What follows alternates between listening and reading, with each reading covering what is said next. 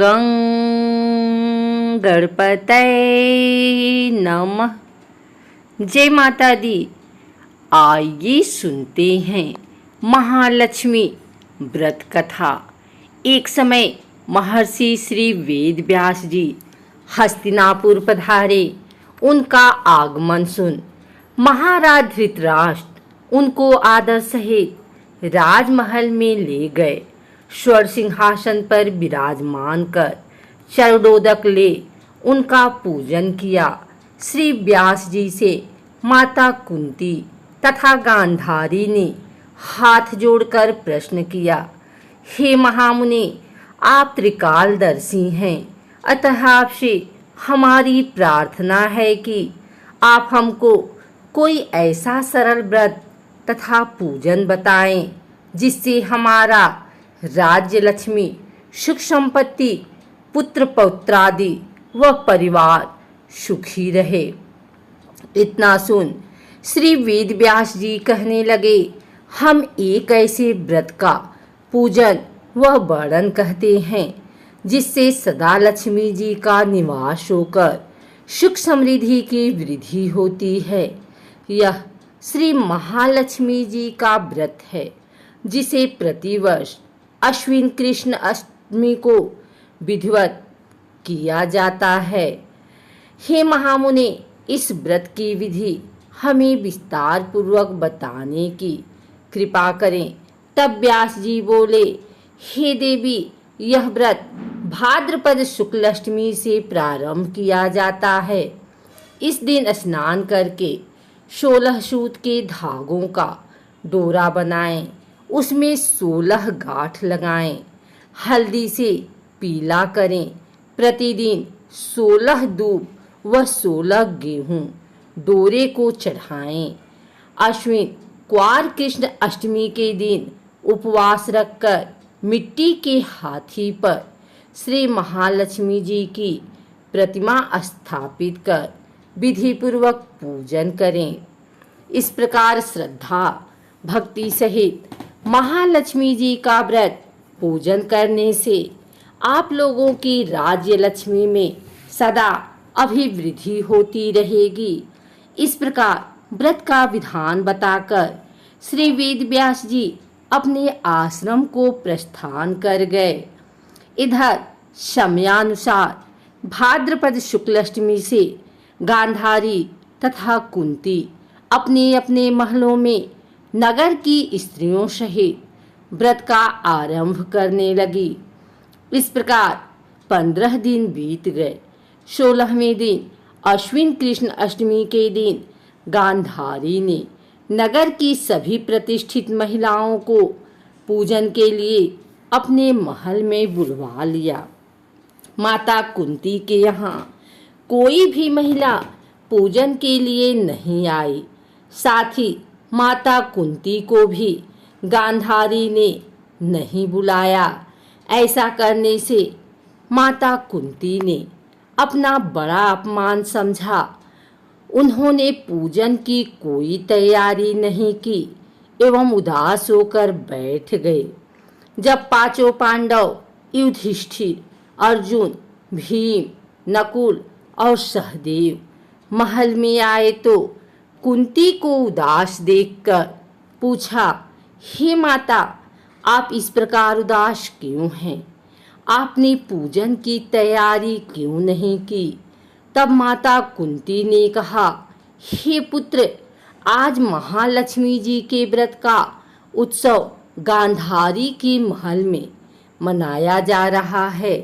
उन्होंने नगर की समस्त महिलाओं को बुला लिया और उसके 100 पुत्रों ने मिट्टी का एक विशाल हाथी बनाया, जिस कारण सभी महिलाएं उस बड़े हाथी का पूजन करने के लिए गांधारी के यहाँ चली गई, लेकिन मेरे यहाँ नहीं आई।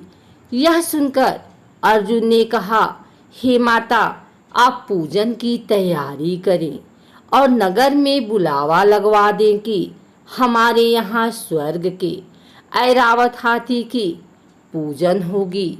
इधर माता कुंती ने नगर में ढिढोरा पिटवा दिया और पूजा की विशाल तैयारी होने लगी। उधर अर्जुन ने बाण के द्वारा स्वर्ग से ऐरावत हाथी को बुला लिया। इधर सारे नगर में शोर मच गया कि कुंती के महल में स्वर्ग से इंद्र का ऐरावत हाथी पृथ्वी पर उतरकर पूजा जाएगा। समाचार को सुनकर नगर के सभी नर नारी, बालक एवं वृद्धों की भीड़ एकत्र होने लगी। उधर गांधारी के महल में हलचल मच गई। वहां एकत्र हुई सभी महिलाएं अपनी अपनी थालियां लेकर कुंती की महल की ओर जाने लगी। देखते ही देखते कुंती का सारा महल ठसाठस भर गया। माता कुंती ने ऐरावत को खड़ा करने हेतु अनेक रंगों के चौक पुरवाकर नवीन रेशमी वस्त्र बिछवा दिए। नगरवासी स्वागत की तैयारी में फूलमाला, अबीर, गुलाल, केसर हाथों में लिए पंक्तिबद्ध खड़े थे। जब स्वर्ग से ऐरावत हाथी पृथ्वी पर उतरने लगा तो उसके आभूषणों की ध्वनि गूंजने लगी। ऐरावत के दर्शन होते ही जय जयकार के नारे लगने लगे। सायंकाल के समय इंद्र का भेजा हुआ हाथी ऐरावत माता कुंती के भवन के चौक में उतर आया। तब सब नर नारियों ने पुष्पमाला, अबीर, गुलाल, केसर आदि सुगंधित पदार्थ चढ़ाकर उसका स्वागत किया। राज्य पुरोहित द्वारा ऐरावत पर महालक्ष्मी जी की मूर्ति स्थापित करके वेद मंत्रोच्चारण द्वारा पूजन किया। नगरवासियों ने भी महालक्ष्मी पूजन किया। फिर अनेक प्रकार के पकवान लेकर ऐरावत को खिलाए और यमुना का जल उसे पिलाया गया। राज्य पुरोहित द्वारा स्वस्ति वाचन करके महिलाओं द्वारा महालक्ष्मी का पूजन कराया गया। 16 गांठों वाला डोरा लक्ष्मी जी को चढ़ाकर अपने अपने हाथों में बांध लिया। ब्राह्मणों को भोजन कराया। दक्षिणा के रूप में स्वर्ण आभूषण, वस्त्र आदि दिया गया। तत्पश्चात महिलाओं ने मिलकर मधुर संगीत, लहरियों के साथ भजन कीर्तन कर संपूर्ण रात्रि महालक्ष्मी व्रत का जागरण किया। दूसरे दिन प्रातः राज्य पुरोहित द्वारा वेद मंत्रोच्चार के साथ जलाशय में महालक्ष्मी जी की मूर्ति का विसर्जन किया गया। फिर ऐरावत हाथी को विदा कर इंद्रलोक को भेज दिया। इस प्रकार जो स्त्रियां श्री महालक्ष्मी जी का विधि पूर्वक व्रत एवं पूजन करती हैं, उनके घर धन धान्य से पूर्ण रहते हैं तथा उनके घर में महालक्ष्मी जी सदा निवास करती हैं। इस हेतु महालक्ष्मी जी की स्तुति अवश्य करें।